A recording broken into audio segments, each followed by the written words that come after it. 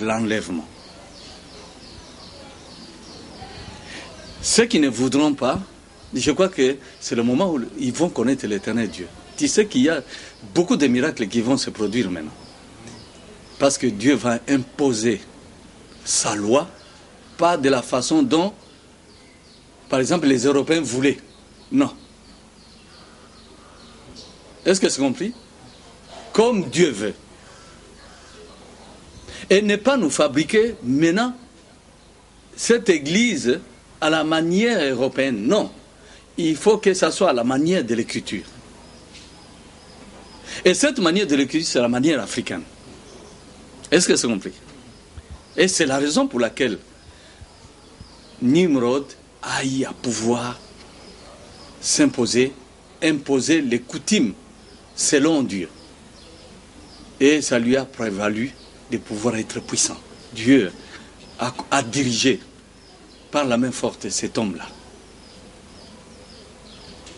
Et c'est à partir de lui que tout le peuple ont appris à pouvoir être civilisés. Est-ce que c'est compris? C'est compris? Oui. J'arrête ici, mais je vais revenir à ce point. Okay. La première civilisation, c'est la circoncision. C'est la circoncision. La première civilisation, c'est la circoncision. En fait, quand on circoncis, on civilise. Et vous savez que aujourd'hui, la force de ce peuple-là, la force de ce peuple-là, hein? C'est ce qui a fait que l'Éternel Dieu ait voulu qu'Abraham, l'homme à partir duquel il devrait avoir une descendance, une progéniture qui puisse lui rendre un culte comme il faut, casser le culte de tous les faux dieux là. Il fallait que ça soit Abraham. Il va les prendre, il les prend de l'autre côté de l'Orient,